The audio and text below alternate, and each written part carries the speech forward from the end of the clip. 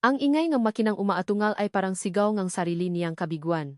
Paulit-ulit na inapakan ni Marco ang silinyado, umasang sa lakas ng kanyang milyon-pisong sports car ay mayahon nito ang sarili mula sa pagkakalubo. Ngunit sa bawat paikot ng gulong, mas lalo lang itong lumulubo sa maputi at malakit na lupangang probinsya. Buwisit. Sigaw niya sa loob ng sasakyan, ang kamao ay dumadagundong sa manibela. Ang amoy na nasusunog na goma ay humalo sa amoy na basang lupat. Ano iyon? Dumi ngang manok. Napangiwi si Marco sa pagkasuklam. Isang oras pa lang siya sa San Isidro, Batangas. Pero pakiramdam niya ay isang taon na siyang nabubulo sa impyernong ito. Naalala niya ang mahuling salita ng kanyang ama kaninang umaga. Matigas at walang emosyon. Tulad ng bakal. Isa kang malaking kahihiyan sa pamilyang imperial, Marco Alfonso, sabi ni Don Ricardo. Ang mga mata ay nagliliyap sa galit sa likod ng kanyang mamahaling mesa. Ang nga party mo, ang nga babae mo, ang eskandalong idinulot mo. Tapos na ako. Dad. It was just a misunderstanding. Tumahimik ka. Dago ngang kanyang ama sa mesa. Mula ngayon, wala ka ng credit card. Wala kang access sa bank accounts mo. Ang sports ka na yan? Yan na lang ang natitira sa iyo, para may mahati sa iyo sa bago mong tirahan. Bagong tirahan? What are you talking about?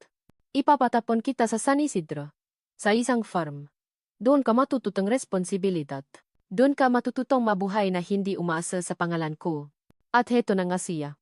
Ang dakilang Marco Alfonso Imperial. Na ang tanging alam na hirap ay ang pumili sa pagitan ng isang yate o isang private jet para sa weekend getaway. Ngayon ay nakalubo sa puti sa gitna ng kawalan. Isang tuno mula sa labas ang pumuto sa kanyang pamumuni-muni. Isang babae ang papalapit, suot ang botas na puno rin ng puti at isang simpleng damit pambukit. Nakatali ang buhok nito. At ang mabraso ay nakapamewang habang tinitingnan siya.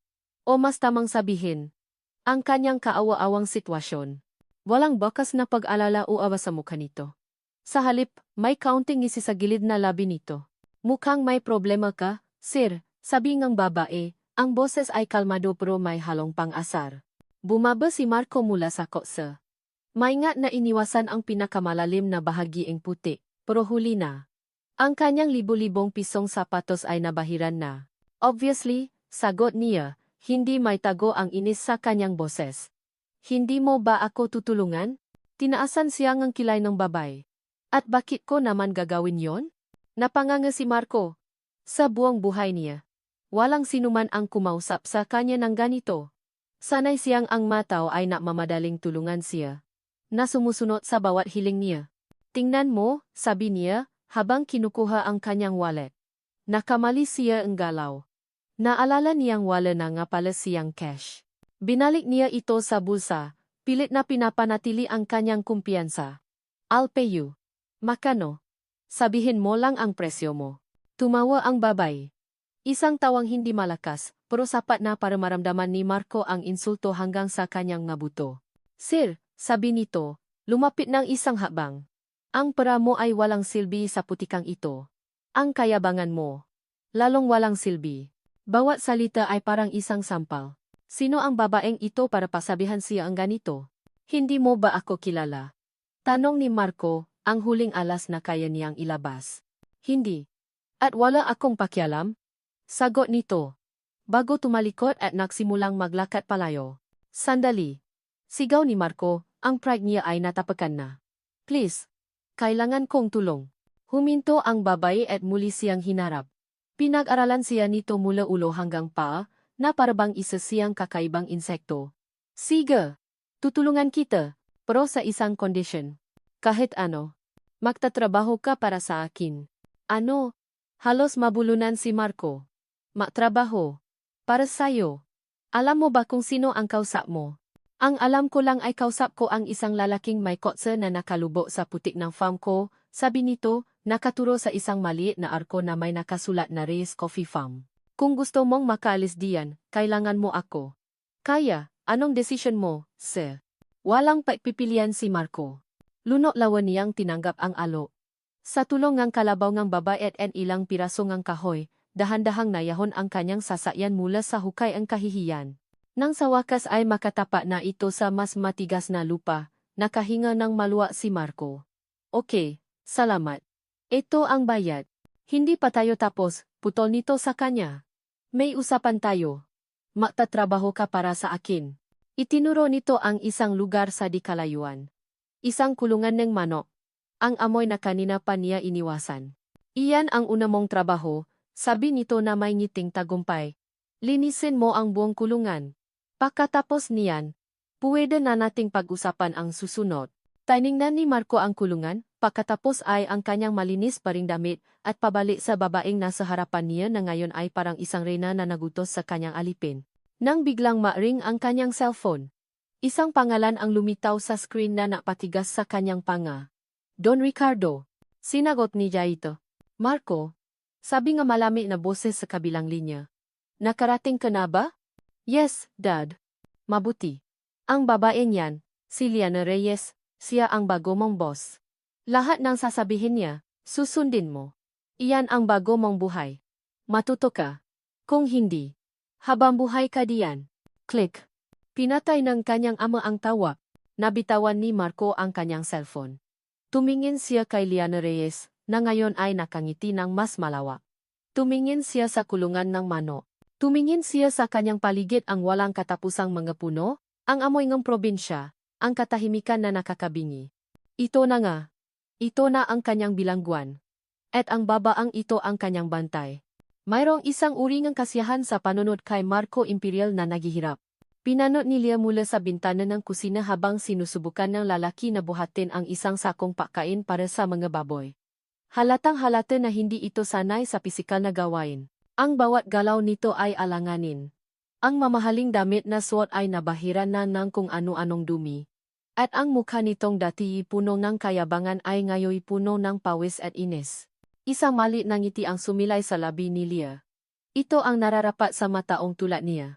Magataong ipinanganak na may gintong kutsara sa bibig, na ang tingin sa mundo ay isang malaking palaruan na pag-aari nila. Pero habang pinakmamasdan niya ito, isang pamilya na kirot ang kumurot sa kanyang dibdib. Naalala niya ang kanyang ama. Ang ama niyang ibinuhos ang lahat para sa bukit na ito. Na namatay sa samanganglo matapos maloko ang isang negosyanteng tagamay nila isang taong kasing yaman at posibleng kasing arogante ni Marco. Iyon ang dahilan kung bakit matindi ang galit niya sa mga ito. Hindi lang ito simpleng pride. Ito ay isang sugat na hindi pa rin naghihilom. Bumuntong hininga si Lia at kumuhang isang basong malamig na tubig. Hindi niya maintindihan ang sarili niya. Dapat ay masaya siya sa sitwasyon, pero may parte sa kanya na nawa. Siguro dahil sa kabila ng lahat, mukha itong isang batang naliligaw, malayo sa kanyang nakasanayang mundo. Pinili niya ang kanyang ulo. Hindi, Lia. Huwag kang mapapadala sa awa. Kinuha niya ang isang lumang basket at nahandang lumabas para mamitas ng ilang gulay para sa pananghalian nang mapansin niya ang biglaang pagdidilim ng kalangitan. Ang kaninang maliwanag na sikat ng araw ay tinakpan na makakapal at maitim na ulap. Ang hangin ay biglang lumami at nasimulang humampas sa makapuno nga pa. Naku, bulong niya sa sarili. May paparating na bagyo. Mabilis siyang lumabas ng bahay. Marco, pumasok ka na. May ulan. Ngunit huli na ang lahat. Ang unang patak ng ulan ay mabilis na naging isang malakas na buhos. Ang langit ay tila nabiyak. Dumagundong ang kulok. Kasunod ang matatalim na kidlat. Nasa gitna pa ngang bukit si Marco, malayo sa bahay. Nakita ni Lia na natataranta ito, hindi alam kung saan pupunta. Dito! Sigaw ni Lia. Itinuturo ang isang lumang ngunit matibay pa ring kamalit na ginagamit nilang imbakan ng gamit. Sabay silang tumakbo. Sinuswong ang malakas na hangin at ulan na parang mga karayom na tumutusok sa kanilang balat. Papasok nila sa kamali, pareho silang basang-basa at yumihingal. Isinara ni Lia ang malaking pinto na gawa sa kahoy, at ang malakas na ingay ng bagyo ay bahagyang humina, napalitan ng tunog ng ulan na bumabagsak sa yero ng bubong. Katahimikan. Tanging ang kanilang pahinga at ang patak ng ulan ang maririnig. Umupo si Lia sa isang tumpok ng dayami, niyakap ang kanyang sarili. Ngayon lang niya naramdaman ang lamig. Nagsimula siyang manginig. Sinubukan niyang itago ito, ayaw niyang magmukhang mahina sa harap ng lalaking ito. Ngunit ang kanyang ngipin ay nagsimulang makiskisan. Narinig niya ang paggalaw ni Marco. Inaasahan niyang asarin siya nito, sasabihin ang isang bagay na sarkastiko. Pero wala siyang narinig na salita. Pagtingin niya, nakatayo ito sa harap niya. Hinubat nito ang kanyang branded na jacket ang natitirang simbolo ng kanyang yaman na hindi pa gaanong nadudumihan at inyabot sa kanya. Nag-aalangan si Lia. Kunin mo na, sabi ni Marco, ang boses ay mas mahinahon kaysa sa dati. Baka magkasakit ka pa. Mayroong labanan sa loop ni Lia. Ang pride niya ay nagsasabing huwag tanggapin. Ngunit ang katawan niya ay sumusuko na sa lamig. Sa huli, dahan-dahan niyang inabot at isinuot ang jacket. Maluwa ito sa kanya, at naamoy niya ang mamahaling pabango ni Marco na humalo sa amoy ng ulan. Isang kakaibang init ang gumapang sa kanyang katawan, at hindi lang iyon dahil sa jacket. Salamat. Mahinang sabi niya. Hindi makatingin ng diretso sa mga mata nito.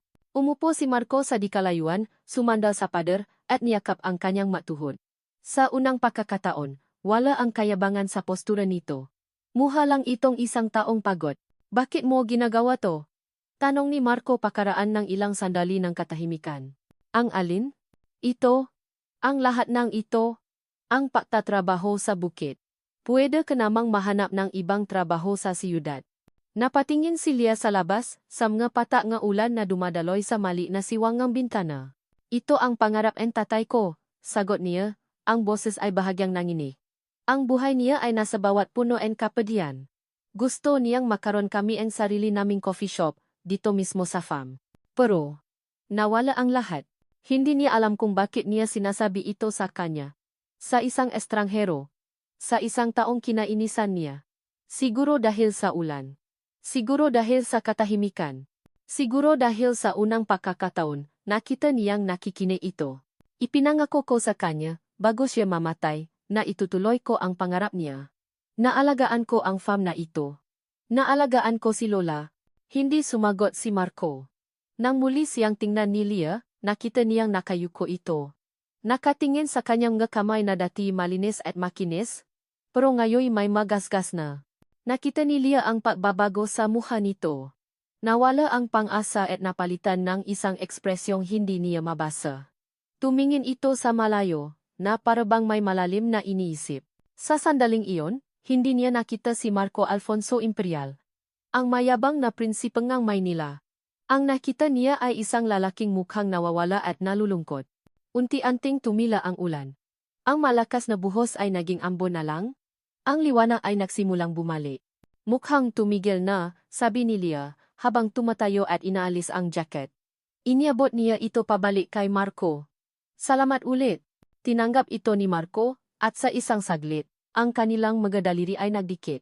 Isang kuryente ang gumapang sa braso ni Lia, isang bagay na hindi niya inaasahan. Mabilis niyang binawi ang kanyang kamay.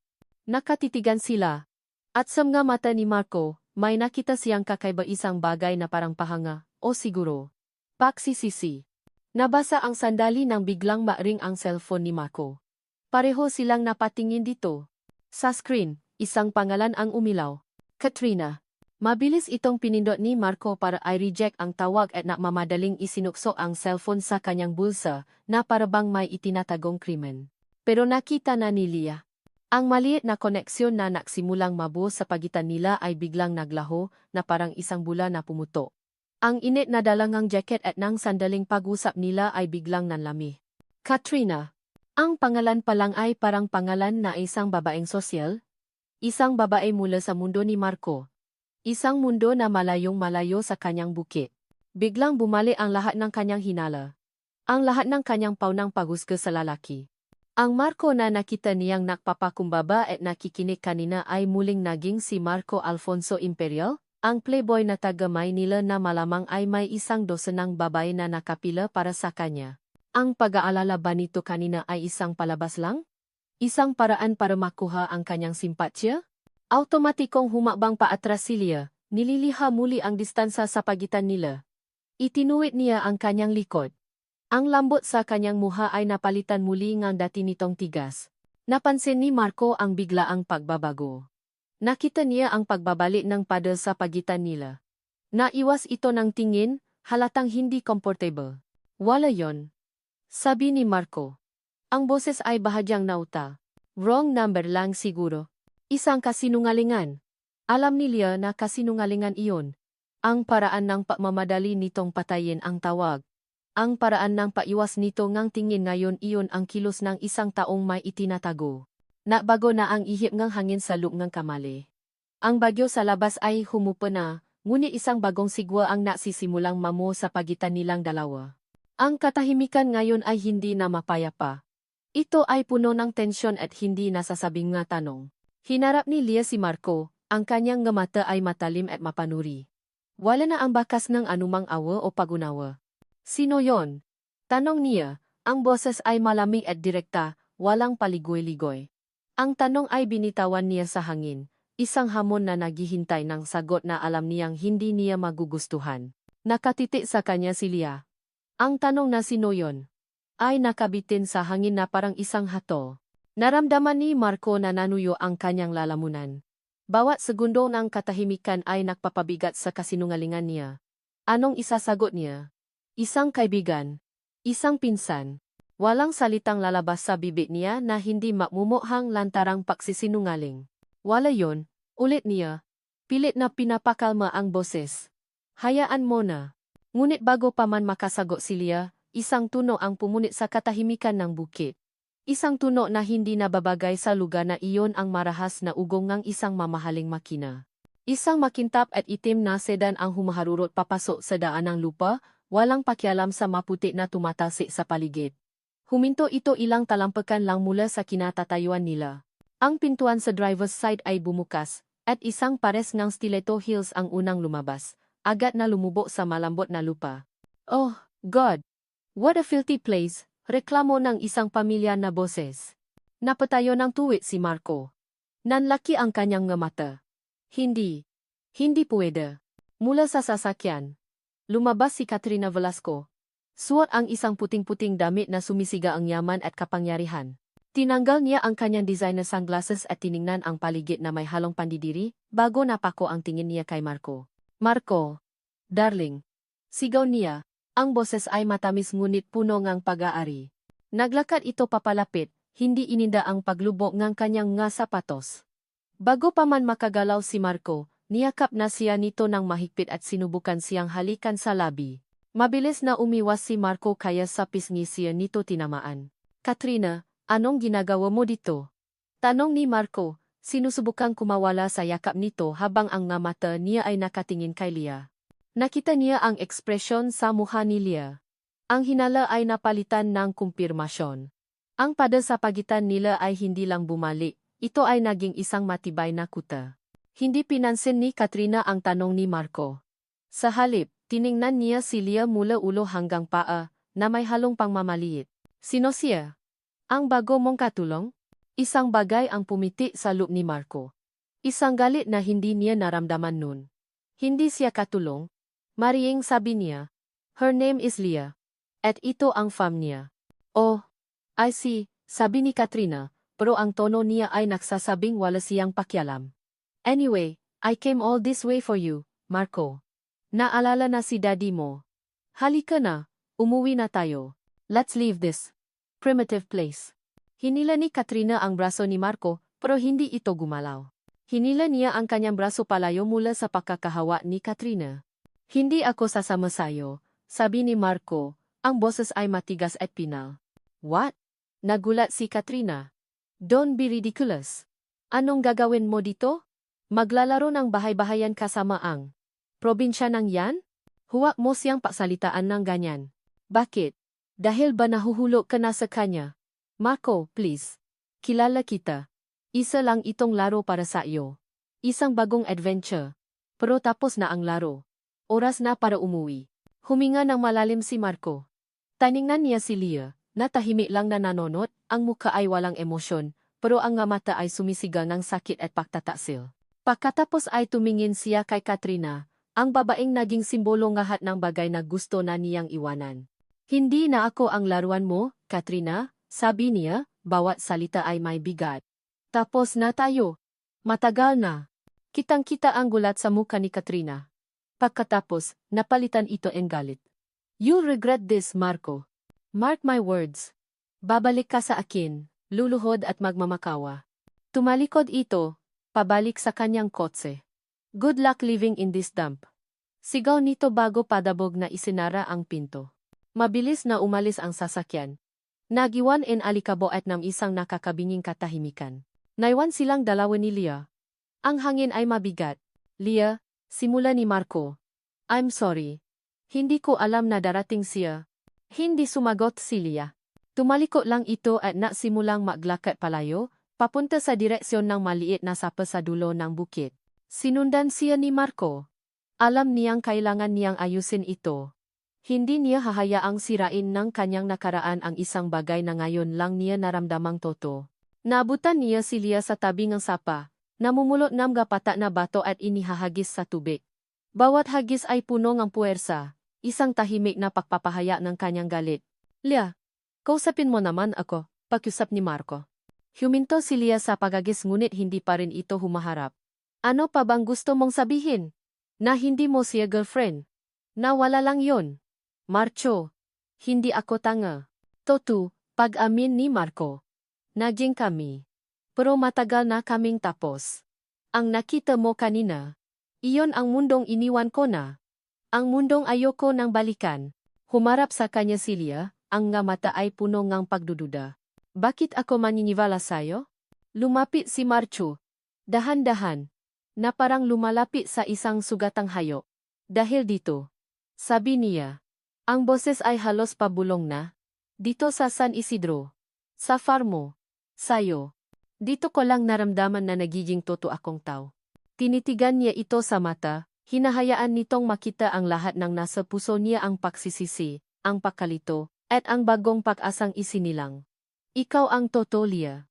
Ang lahat bago ka ay kasinungalingan. Ang masalita ay lumabas ng walang hirap dahil iyon ang katotohanan. Nakita niya ang paglambot ng panga ni Leah. Ang pagbaba ng depensa sa mata nito. Ang isang butil ng luha na namo sa gilid ng mata nito. Hindi na niya napigilan ang sarili. Inangat niya ang kanyang kamay at marahang hinaplos ang pisngi nito, pinupunasan ang luhang iyon gamit ang kanyang hinlalaki. Hindi ito umilag, at dahan-dahan, inilapit niya ang kanyang mukha sa mukha nito. Huminto siya. 1 pulgada na lang ang pagitan. Nagtatanong. Humihingi ngang pahintulot. Nang bahagyang tumingala si Leah. Iyon na ang sagot na kailangan niya. Ikinulong niya ang kanyang ngalabi sa ngalabi nito. Ang halik ay malambot at marahan sa simula. Isang pahingingang tawad. Isang pangako. Pagkatapos, nang maramdaman niyang tumugon si Leah, lumalim ito, naging puno ng damdamin na pareho nilang itinatago, ang inis na naging pag-alala, ang pagdududa na naging pag-asa, ang pag-iwas na naging pangungulila. Nang magiwalay sila, pareho silang humihingal. Nakasandal ang kanilang ngano sa isa-isa. Ang lahat ng ingay ng mundo ay nawala. Tanging sila lang dalawa. Gabi na nang bumalik sila sa bahay. Isang komportableng katahimikan ang namamagitan sa kanila habang kumakain ng hapunan kasama si Lola Elena.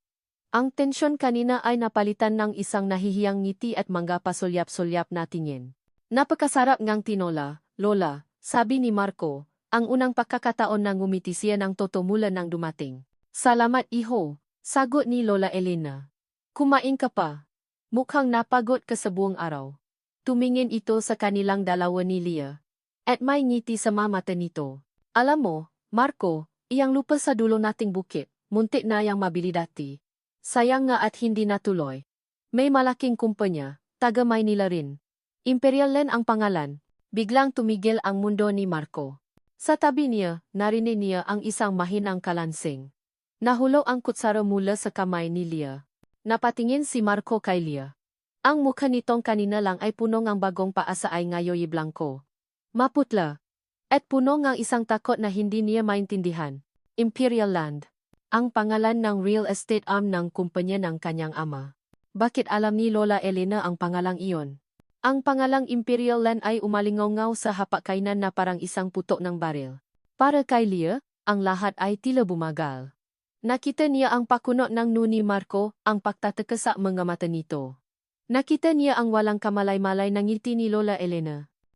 Ngunit ang naramdaman niya ay isang matinding lamig na gumapang mula sa kanyang tiyan pakyat sa kanyang dibdib. Nahulo ang kutsara mula sa nanginginig niyang kamay, lumihangan isang matinis na kalansing sa plato. Ang tunog ay pumunit sa bulangang kasiyahan na bumabalot sa kanila kanina lang. Ayos ka lang ba, apo? Tanong ni Lola Elena, puno ng pag-alala. Opo, Lola, Pilit na sagot ni Leah, pinipilit ngumiti. Medyo napagod lang po siguro ako. Mabilis siyang tumayo. Aayat na po ako. Kayo na po ang bahala kay Marco. Hindi na niya hinintay ang sagot nila. Hindi niya kayang tingnan ang mukha ni Marco. Bawat segundo na nananatili siya ron ay parang isang pagtitiis. Mamadali siyang umakyat sa kanyang silid at isinara ang pinto, sumandal dito habang habol ang kanyang hininga. Imperial Land. Ang pangalan ay parang isang multo. Isang multong matagal na niyang sinubukang ibaon sa limot, kasama ang lahat ng masasakit na alaala. Nahiga siya sa kanyang kama, ngunit ang pagod na sinabi niya ay napalitan ng isang hindi may paliwanag na pagkabalisa. Ipinikit niya ang kanyang mata, pero ang nakikita niya lang ay ang mukha ni Marco kanina sa tabi ng sapa. Ang sinseridad sa mga mata nito. Ang lambot ng labi nito. Ikaw ang totoo, Leah. Ang lahat bago ka ay kasinungalingan. Kasunungalingan. Ang salitang iyon ay bumalik sa kanya, ngunit ngayon, mayroon na itong ibang kahulugan. Bumangon siya. Hindi siya mapapakali. Ang pangalan ay paulit-ulit na umikot sa kanyang isipan, na parang isang sirang plaka. Imperial Land. Imperial Land. Imperial. Impossible. Hindi kaya. Hindi kaya na kataon lang. Maraming may apelidong imperial sa Pilipinas. Maraming kumpanya. Hindi ito nangangahulugan na. Pero may isang bagay sa loop niya, isang madilim na kutob, ang nagsasabing hindi ito nakataon. Tumayo siya at lumabas ng kanyang kwarto.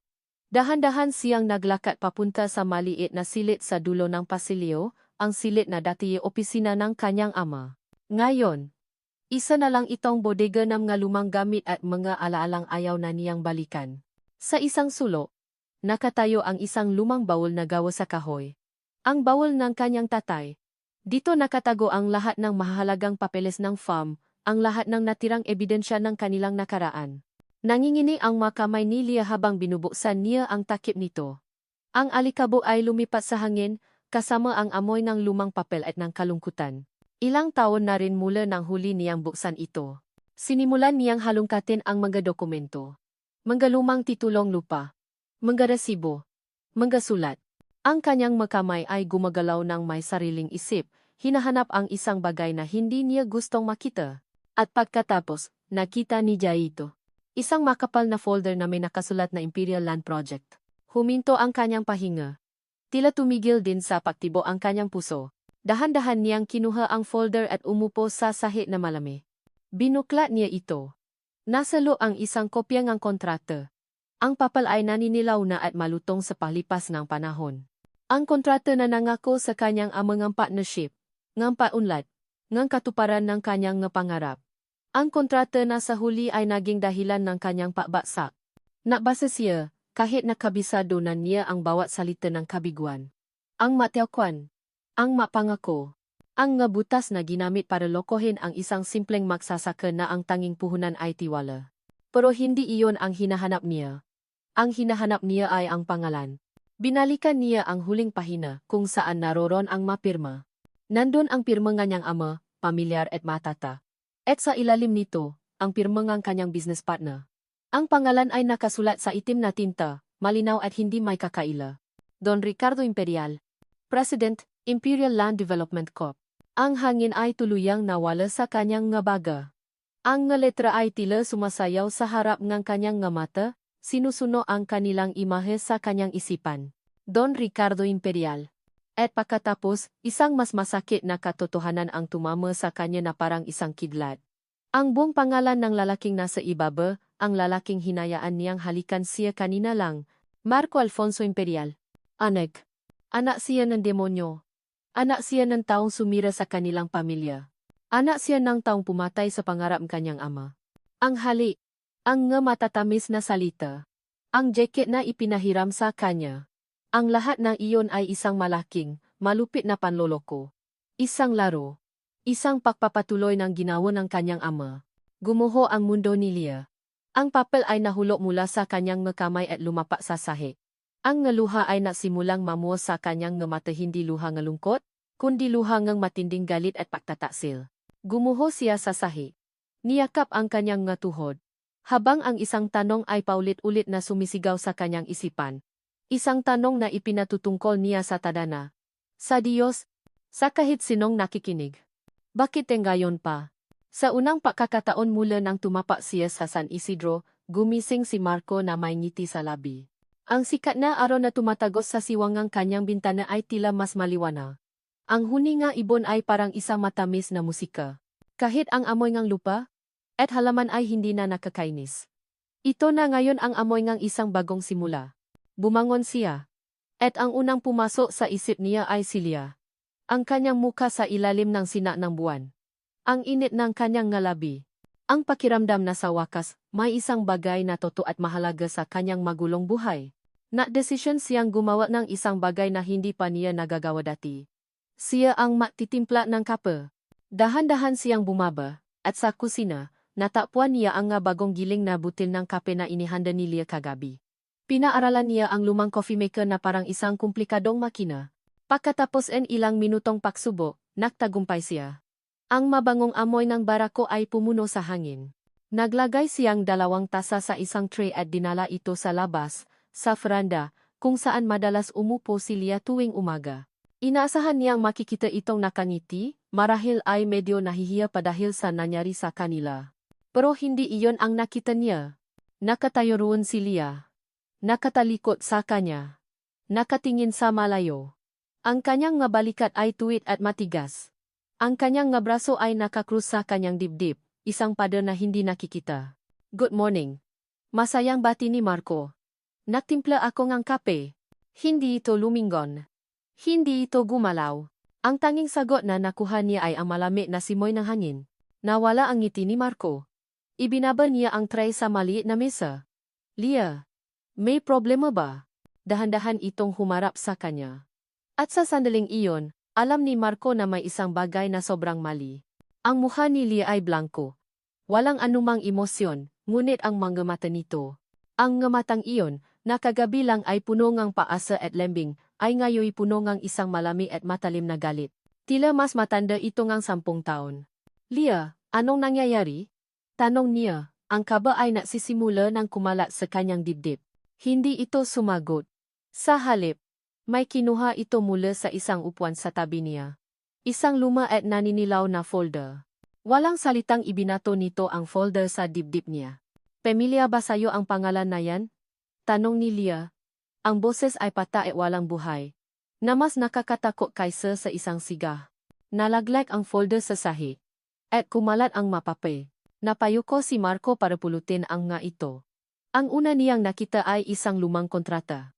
Pagkatapos, ang pangalan ng kumpanya. Imperial Land Development Corp. At ang pirma sa ilalim. Ang pirma ng kanyang ama. Don Ricardo Imperial. Biglang naunay ang lahat sa kanyang isipan. Ang sinabi ni Lola Elena kagabi. Ang biglang pag-akyat ni Leah sa kanyang kwarto. Ang biglang pagbabago nito ngayon. Nanlami ang buo niyang katawan. Ang tasa ng kape ay nadulas mula sa kanyang nangingini na kamay at nabasa sa sahi. Ang itim na likido ay kumalat na parang dugo sa semento. Leah. Nagsimula siyang magpaliwanag. Ngunit hindi niya alam kung saan magsisimula. Leah. Hindi ko alam. Hindi mo alam? Sa wakas, sumabog si Leah. Ang boses nito ay basa dahil sa pinipigilang nga luha at sa matinding galit. Huwag kang magsinungaling sa akin. Marco, huwag mo nang susubukang gawin yan ulit. Hindi ako nagsisinungaling. I swear, wala akong alam tungkol dito. Talaga? Tumawa si Leah. Isang tawang walang saya. Isang tawang puno ng sakit. Kaya pala bigla kang ipinatapon ng tatay mo dito? Sa mismong farm na sinubukan niyang agawin. Isang laro lang ba to? Marco? Kayo ba ngang tatay mo ang nakplano nito? Ipadala ang anak para tapusin ang hindi niya natapos? Bawat salita ay parang isang punyal na itinaraki sa puso ni Marco. Hindi. Leah, hindi ganon. Lahat kayo pare-pareho. Sigaw niya, ang ngaluha ay tuluyan ng bumuhos sa kanyang pisngi. Mga manloloko. Mga mang-api. Sinira ng tatay mo ang buhay ng tatay ko. Halos mamatay si Lola sa sama ng loob. At ikaw? Pinaniwala mo ako. Lumapit si Marco, sinusubukang abutin siya. Pero umurong si Leah na parabang siya ay isang nakakadiring sakit. Huwag kang lalapit sa akin, sabi nito, ang boses ay nanginginig sa galit. Ang bawat salita mo, kasinungalingan. Ang bawat pahipo mo, lason. Ang halik mo. Ang halik mo ang pinakamasakit na panloloko sa lahat. Lia, please, pakinggan mo ako. Tapos na ako makini, sabi nito, ang boses ay naging isang malamig na bulong. Tapos na ang laro mo dito, Mr. Imperial. Tinulak niya si Marco palabas ng veranda, palabas ng bahay. Si Marco ay natumba, ang kanyang nga kamay ay sumayat sa basang lupa. Umalis ka si Lia, ang muha ay basang-basa ng luha. Umalis ka sa farm na to? Umalis ka sa buhay ko. Ayoko nang makita pa ang pagmumuka mo. Blag. Ang malakas na paksara ng pinto ay umalingaw-ngaw sa buong paligid. Ang tunog ng kandado na umikot ay parang isang pinal na hatol. Nakatayo si Marco sa labas, maisa. Ang kaninang maliwanag na sikat na araw ay biglang tinakpan ng maulap. Nagsimulang pumata ang ulan, dahan-dahan sa simula, pagkatapos ay lumakas. Nakatayo lang siya ron, hinahayaang mabasa ang ulan. Ang damit niya, ang buhok niya, ang mukha niya. Hindi niya naramdaman ang lame. Ang tanging nararamdaman niya ay ang isang malaking butas sa kanyang dibdib, isang sakit na mas matindi pa kaysa sa anumang sakit na naramdaman niya sa buong buhay niya. Nawala na. Ang babaeng nagturo sa kanya kung paano maging tao. Ang babaeng minahal niya sa loop lang ng ilang linggo. Ang tanging bagay na naging totoo sa kanyang peking mundo. Nawala na ang lahat. At ito ay dahil sa isang kasalanan na hindi niya alam na kanyang dinadala. Ang biyahe pabalik ng Maynila ay isang malabong alaala. Hindi naramdaman ni Marco ang halos 2 oras sa kalsada. Ang isip niya ay lumilipat, bumabalik sa mukha ni Lia na punong galit, sa masalitang ibinato nito na tumuso sa kanyang pagkatao, sa malakas na paksara ng pinto na tila naksara na rin sa kanyang puso. Ang bawat kilometrong nilalakbay niya palayo sa San Isidro ay isang kilometrong napapalayo sa kanya sa nag-isang bagay na naging totoo sa kanyang buhay. Ang kanyang mamahaling sports car, na dati simbolo ng kanyang kalayaan at kapangyarihan, ay parang isang kulungan na ngayon, nahahatid sa kanya pabalik sa isang buhay na kinasusuklaman na niya. Pagdating niya sa harap ng Imperial Tower, ang dambuhalang gusali na pag-ari ng kanilang pamilya. Hindi pagmamalaki ang naramdaman niya, kundi pandidiri. Ang salamin at bakal na bumubuo rito ay tila malamig at walang kaluluwa, tulad ng mga taong natatrabaho sa loob nito. Tulad ng kanyang ama, hindi na niya inabala pang iparada ng mayos ang sasakyan. Iniwan niya ito sa harap ng lobby at mabilis na pumasok. Ang mga security guard at receptionist na dati binabati siya ng may pagalang ay nagulat sa kanyang itsura. Ang damit niya ay basa at may putik, ang kanyang buhok ay magulo. Ngunit ang pinakanakakagulat sa lahat ay ang ekspresyon sa kanyang mukha, isang determinasyon na hindi pa nila nakikita dati. Sir Marco, si Don Ricardo po ay, hindi na niya pinatapos ang receptionist. Dumiretso siya sa private elevator at pinindot ang button para sa penthouse ang opisina ng kanyang ama. Pagbukas ng pinto ng elevator, bumungat sa kanya ang malawa at marangyang opisina. Nakapo si Don Ricardo sa likod ng kanyang malaking mesa na gawa sa mahogani, may kausap sa telepono. Tiningnan lang siya nito saglit. Na para bang isa lang siyang istorbo. Bago ipinagpatuloy ang kanyang pakikipag-usap. Yes. Close the deal. I don't care about the cost. Buy them out. Hinintay ni Marco. Ang bawat segundo ay nakpapatindi sa galit na namumuo sa kanyang dibdib. Nang sa wakas ay ibinaba na ni Don Ricardo ang telepono, malamig niya itong tiningnan. Anong ginagawa mo dito? Akala ko ba dapat ay nasa probinsya ka at nag-alaga ng baboy? Tanong ng kanyang ama. Walang bakas ng pag-alala. Imperial Land, sabi ni Marco, diretsahan. Ang Reyes Farm. Totoo ba? Sumandal si Don Ricardo sa kanyang upuan. Hindi ito nagulat. Hindi ito nag-alinlangan. Ah, nalaman mo na pala.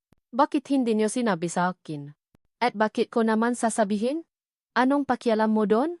Negosyo lang yun, Marco, sagot nito, na parabang ang pinausapan nila ay isang bagay na kasing simple ng pagbili ng bagong kotse. Negosyo lang. Hindi makapaniwalang ulit ni Marco. That sinira niyo ang buhay nila. Ang pamilya nila. Ang pangarap nila. Dahil lang sa isang pirasong lupa. Hindi lang yon isang pirasong lupa. Yon ay isang strategic location. Sayang nga at naging emosyonal ang matandang Reyes at hindi pumayak sa huling alok. Kung hindi, matagal nang atin yon. Sa sandaling iyon, nakita ni Marco ang kanyang ama sa tunay nitong anyo. Hindi isang ama, kundi isang negosyante. Isang buwitre. Ang lahat ng sinabi ni Leah ay totoo. Hindi siya isang matandang Reyes lang, gigil na sabi ni Marco. May pangalan siya. May pamilya. At si Leah. Hindi mo alam kung gaano kabuting tao si Leah. She's more of a person than anyone in this entire building. Tumawa si Don Ricardo, isang tawang malami at mapanghama. Nakakaganyan ka dahil sa isang babae? Isang magsasaka? Itinapon mo ang lahat ng tinuro ko sayo para sa isang babaeng walang may bibigay sayo? Wala kayong alam sa kanya, sigaw ni Marco. At wala kayong alam sa akin. Tumayo si Don Ricardo, ang mukha ay nagdidilim sa galit. Alam ko na isa kang kahinaan. Isang kahihiyan sa pangalang imperial. Akala ko, ang pagpapatapon sa iyo doon ay magtuturo sa iyo ng leksyon. Mukhang nakamali ako. Pinalambot ka palalo. Huminga ng malalim si Marco. Pinipilit na kontrolin ang nag-aalap na damdamin. Tiningnan niya ang kanyang amo sa mata. At sa unang pagkakataon sa kanyang buhay, wala siyang naramdamang takot. Tanging awa at determinasyong. Nakamali kayo.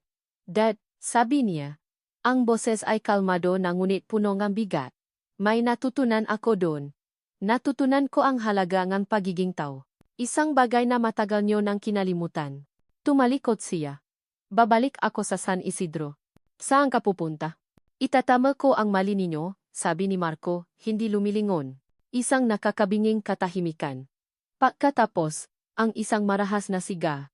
Subukan mong lumabas sa pintong yan, Marco, banta ni Don Ricardo, ang boses ay dumadagundong sa buong silid. Sa oras na iwan mo ang gusaling ito, wala ka nang babalikan. Wala kang pera. Wala kang pangalan. Hindi na kita kikilalaning anak. Huminto si Marco sa tapat ng pinto.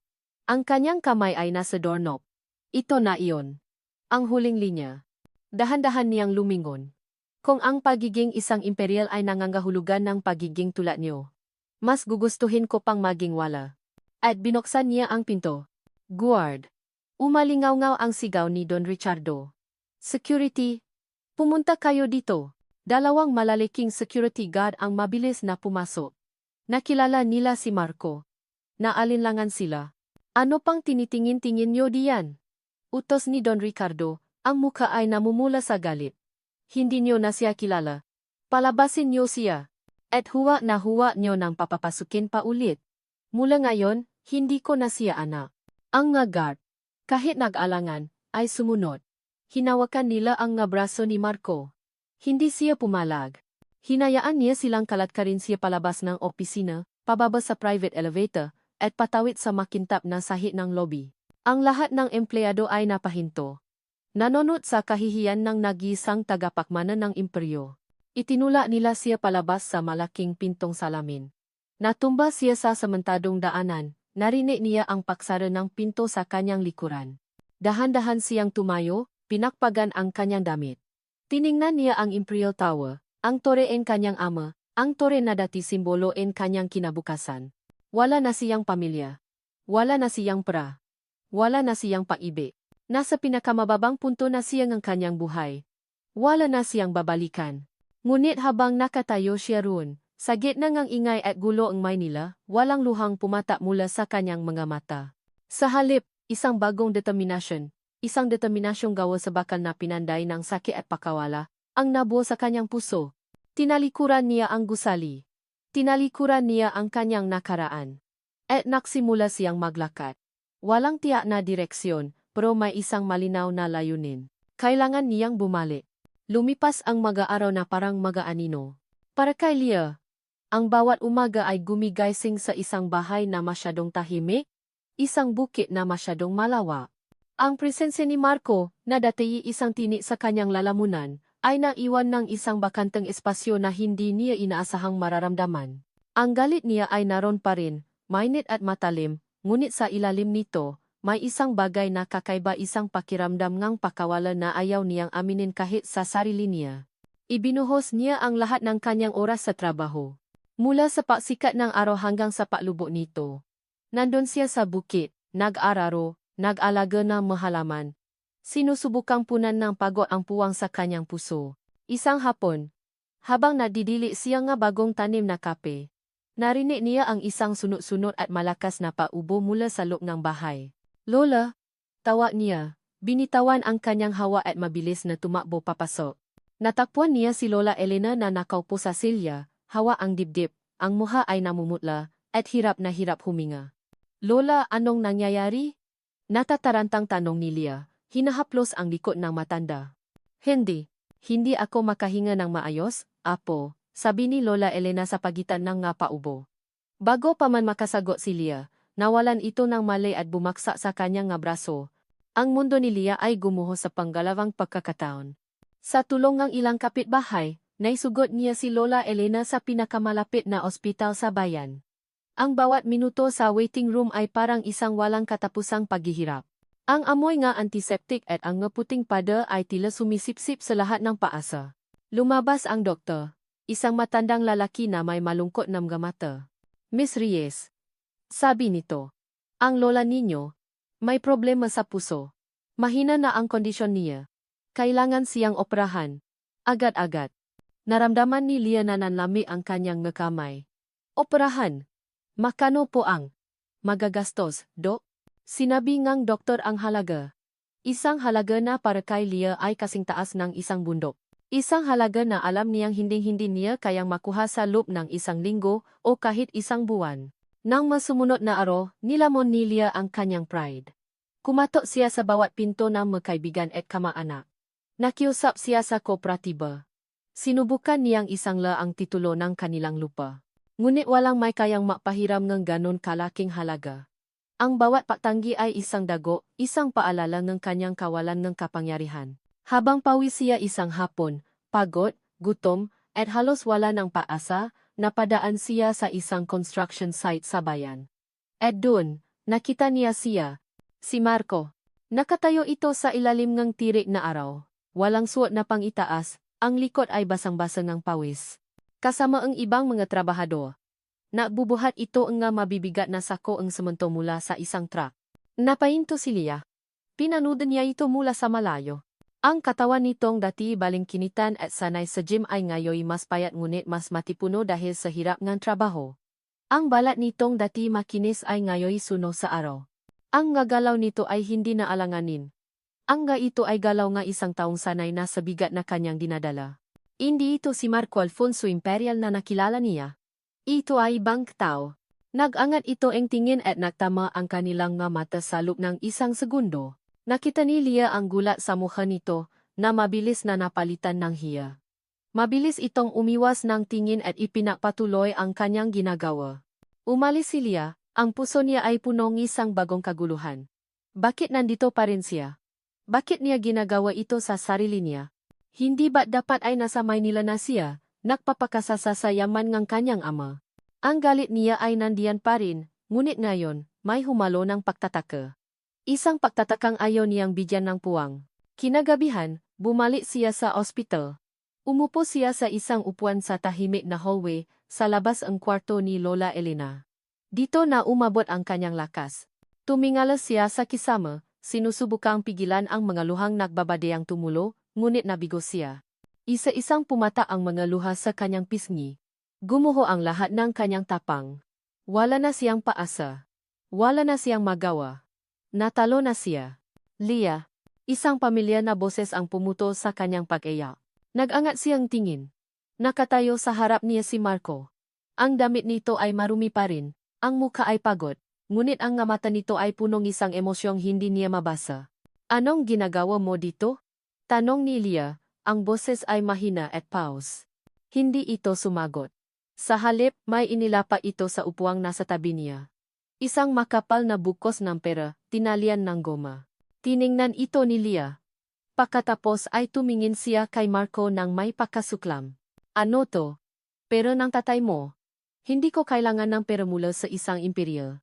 Hindi, mahinang sabi ni Marco. Hindi ito sa kanya. Kanino? Saan mo to ninakaw? Lia, tanggapin mo. Pakisap nito. Ang boses ay puno ng pagsusumamo. Hindi ito para ng pamilya ko. Para ko to. Itinaas ni Marco ang kanyang kamay, ipinakita sa kanya ang ngapalat nito. Napahinto si Lia. Ang makamay na iyon ang makamay na humaplos sa kanyang pisngi, na dati malambot at makinis ay ngayoy puno ng kalyo, may mga sugat. May makapaltos na pumuto na. Ito ang kamay ng isang taong nagtrabaho ng husto sa ilalim ng araw. Tiningnan ni Leah ang kamay nito, pagkatapos ay ang bukos ng pera. At pagkatapos ay ang mga mata ni Marco, na ngayon ay nangungusap. Ang pada na itinayo niya sa paligid ng kanyang puso ay nasimulang makaroon ng ngabita. Ang galit ay naroon pa rin, ngunit sa ilalim nito, isang bagay na mas malakas ang nagsimulang gumapang paunawa, paganga, at isang maliit, nanginginig na butil ng pasasalamat. Dahan-dahan. Nanginginig. Inabot niya at kinuha ang pera. Ang bigat nito sa kanyang kamay ay ang bigat ng sakripisyo ng lalaking nasa harap niya. Salamat, Marco, bulong niya. Ang maluha ay muling dumaloy. Ngunit sa ibang dahilan na ngayon. Ilang araw matapos ang operasyon ni Lola Elena, ang hangin sa Reyes Coffee Farm ay tila mas magaan. Matagumpay ang operasyon. Ang bawat pahinga ni Lola Elena ay isang kumpirmasyon, isang hininga ng paasa na muling bumabalik sa buhay ni Leah. Bawat araw na dumadaan, mas lalo niyang nakikita ang pagbabago kay Marco. Hindi na ito ang mayabang na binatang na pilitang magtrabaho. Ngayon, siya ay isang regular na miyembro na komunidad, isang manggagawa na nabubuhat ng sako ng bigas, nalilinis ng makanal, at tumutulong sa mga kapitbahay. Nakita niya ang paggalang sa mga mata ng mga tao sa San Isidro para kay Marco. Nakita niya kung paano ito ngumiti ng toto, kung paano ito tumawa ng malakas, kung paano ito maging masaya sa maliliit na bagay. Isang hapon, nakita ni Leah si Marco na naisa. Abala sa paayos ng sirang bako sa likod ng bukit. Ang araw ay unti-unting lumulubog, at ang langit ay nakulay kahel. Dahan-dahan siyang lumapit. Hindi niya alam kung anong sasabihin, ngunit alam niya na kailangan niyang gawin ito. Marco, tawag niya, ang boses ay mahina. Napahinto si Marco sa kanyang ginagawa. Lumingon ito. Nagtama ang kanilang nga mata, at sa oras na ito, walang pakailang. Walang galit. Tanging pagunawa. Leah, sabi nito, tumayo at pinapagan ang puti sa kanyang pantalon. Gusto lang kitang pasalamatan ulit para kay Lola, simula ni Leah, ang masalita ay bahagyang nanginginig, kung hindi dahil sa iyo. Wala yon, putol ni Marco. Gusto ko lang tumulong. Nakaroon nga katahimikan. Ang tuno lang ang kulihli ang naririnig. Huminga ng malalim si Leah. May gusto pa akong sabihin. Ang toto. Naging unfair ako sa'yo. Marco. Alam kong wala kang alam sa ginawa ng tatay mo. Hindi ko dapat ipinakawa ang galit ko sa kanya sa'yo. Pinapatawad na kita. Marco. Isang malaking hininga ang pinakawalan ni Marco. Nakita niya ang pagluwag ng panga nito. Ang mga mata nito ay nakaroon ng bahit ng luha. Salamat, Leah, sabi nito, ang boses ay basag. Masakit na isipin na kinasuklaman mo ako. Pero mas masakit ang isiping kinasuklaman mo ako dahil sa krimen na hindi ko alam. Alam kong hindi ka tulad niya, sabi ni Leah, lumapit ng isang hakbang. Nabago ka na. Ngumiti si Marco. Isang ngiting toto. Walang halong pagpapanggap. Oo, nagbago ako. Dahil sa'yo. Dahil sa San Isidro. Dahil dito. Nagsimula silang maglakad, sabay, pabalik sa bahay. Ang katahimikan ay puno ng pag-asa. Ngunit ang kapayapaan ay biglang nabasa. Mula sa malayo, isang ugong ng makina ang naririnig. Isang tunog na pamilya kay Marco, isang tunog na nagpapabalik sa kanyang nakaraang buhay. Isang itim na Mercedes-Benz ang humaharurot papasok sa daanan ng Reyes Coffee Farm, direktang papunta sa kanila. Huminto ang sasakyan. Bumaba mula rito si Don Ricardo Imperial, kasama ang ina ni Marco. Ang kanilang mga muka ay puno ng pagmamalaki at paalala. Marco Alfonso. Sigaw ni Don Ricardo. Ang boses ay puno ng autoridad. Umuwi ka na. Sobra na itong kalokohan mo. Natigilan si Leah. Ang galit sa pamilyang imperial ay muling bumalik, matalim at sariwa. Mahigpit siyang humawa sa braso ni Marco, ngunit si Marco ay nanatiling kalmado. Bumitaw siya sa pagkakahawa ni Leah at humakbang pasulong, hinarap ang kanyang ama. Walang takot sa kanyang mata. Walang galit. Tanging isang matibay na paninindigan. Dad, sabi ni Marco, ang boses ay matatag. Anong ginagawa niyo dito? Hindi ko alam kung anong kalokohan ang pinagagagawa mo dito, Marco, sabi ni Don Ricardo, pero tapos na ang lahat. Nakipausap ako sa mga board members, may lugar ka pa sa kumpanya. Umuwi ka na. Ibinabalik ko sa iyo ang lahat. Ang mansion mo, ang sasakyan mo, ang credit card mo. Lahat.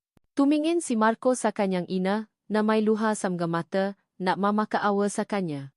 Pagkatapos, bumalik ang tingin niya kay Don Ricardo.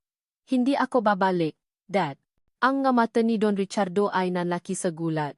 Ano? Hindi mo ba naintindihan? Ibinibigay ko na sa iyo ang lahat. Tama, Dad, sabi ni Marco, ang bawat salita ay may bigat. Pero hindi yan ang kailangan ko. Ang kailangan ko ay nahanap ko na dito. Humarap siya kay Lia at hinawakan ang kamay nito. Dito ang tahanan ko ngayon. Dito sa tabi ni Lia. Dito ko natutunan ang halaga ng buhay, ng pagpapawis, ng pagiging tao. Hindi sa mamahaling opisina niyo. Ang nga masasakang yan. Ang nga taong yan ang pamilya mo. Panghahama na tanong ni Don Ricardo. Opo, Dad. Matatag na sagot ni Marco. Mas toto sila kaysa sa sinuman sa mundo niyo. Isang matinding katahimikan ang bumaba. Ang mukha ni Don Ricardo ay nakulay pula sa galit at pagkabigla. Ngunit sa likod ng galit na iyon, may nakita si Lia isang bakas ng sakit. Isang pakaunawa na unti-anting bumubuhos sa mga mata ng matanda.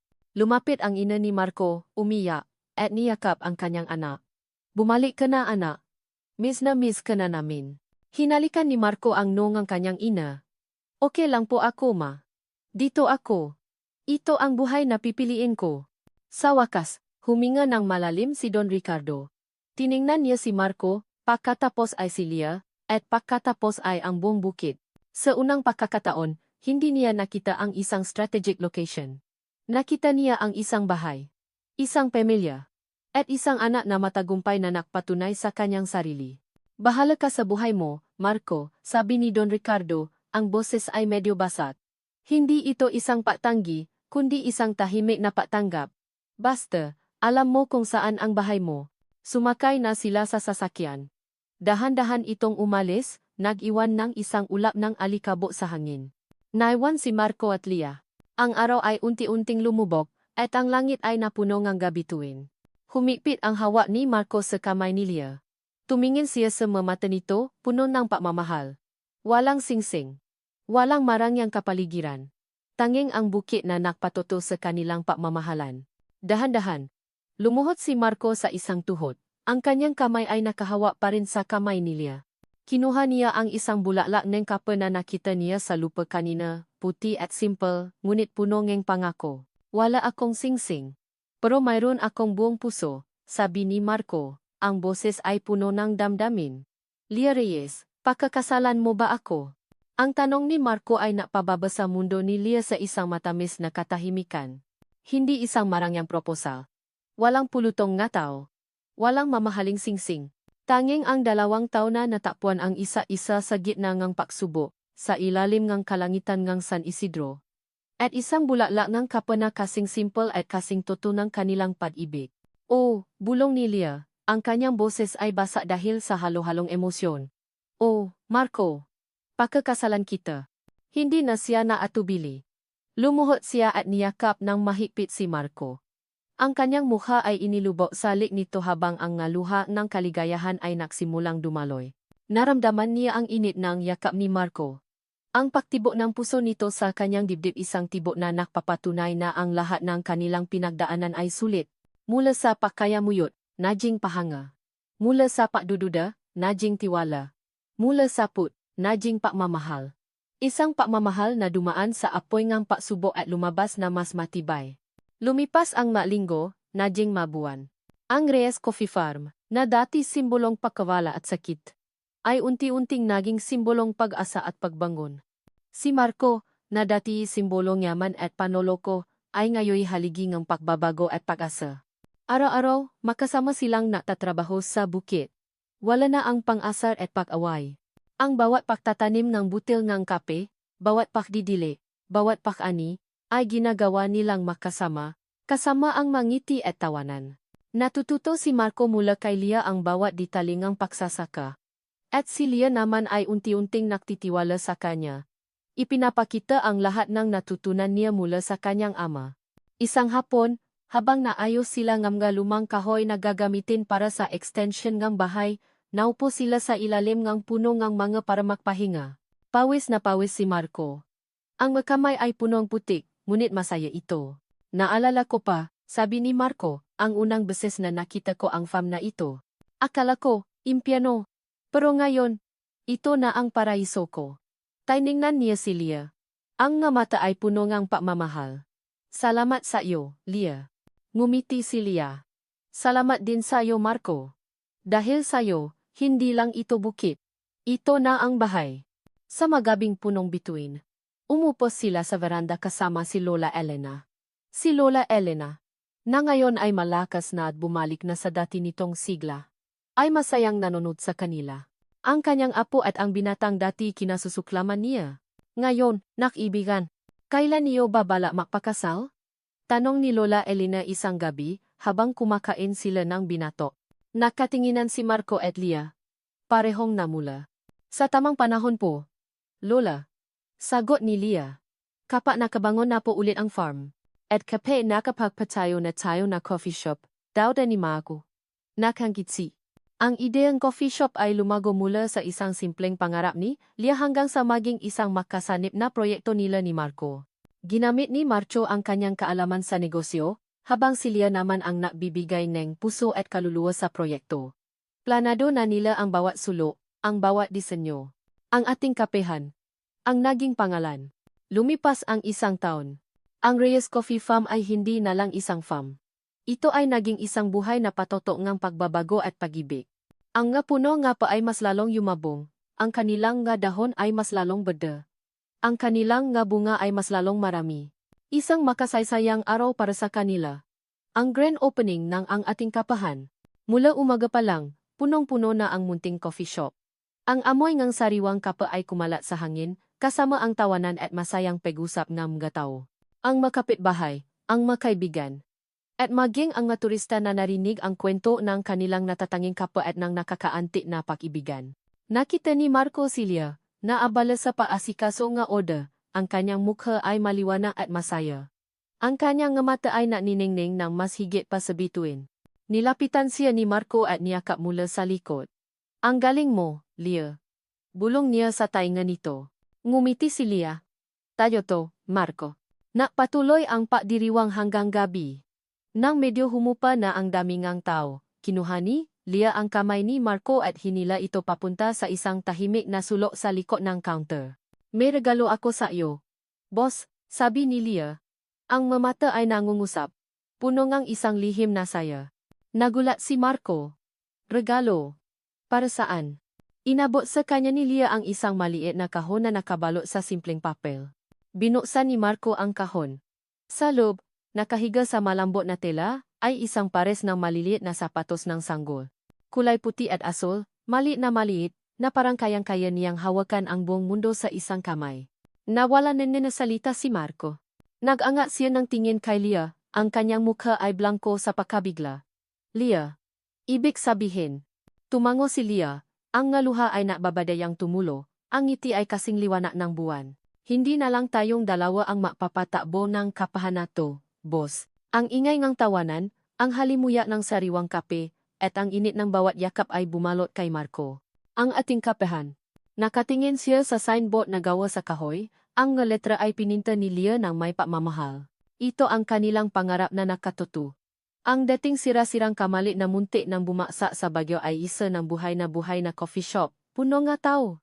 May mga lokal na taga San Isidro. May mga turista, may mga dating kapitbahay na bumalik para tingnan ang milagrong Reyes Coffee Farm. Ang bawat detalye, mula sa simpleng mesa at upuan na gawa sa recycled wood, hanggang sa disenyong logo na may dahon ng kape, ay nakpapakita ng pagmamahal at pagod na ibinuhos nila. Bawat tawa, bawat kwentuhan, bawat tasa ng kape na ibinibenta ay patunay na naktagumpay sila. Nakita niya si Leah. Abala sa pagtitimpla ng kape sa likod ng counter. Ang kanyang buho ay nakatali, may kaunting kapa sa gilid ng labi nito. Ang kanyang mata ay naniningning sa tuwa, ang kanyang ngiti ay mas maliwanag pa sa sikat na araw. Hindi na siya ang babaeng puno ngang pait at galit. Siya na ngayon ang Leah na puno ngang pag-asa, pagmamahal, at pananampalataya. Nilapitan siya ni Marco at niyakap mula sa likod, inilapat ang kanyang baba sa balikat nito. Ang ganda ng ngiti ngang may-ari ng ating kapahan. Lumingon si Leah, nakangiti. Etneng, asawa ko. Ang salitang asawa ay parang musika sa pandinig ni Marco.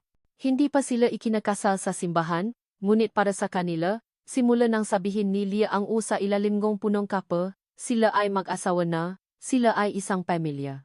Ang galing mo, Lia. Bulong niya sa tainga nito. Hindi ko akalain na abot tayo sa ganito. Tayo to, Marco, sabi ni Lia, humarap at humalik sa kanyang labi. Makasama nating binuoto. Nagpatuloy ang gabi.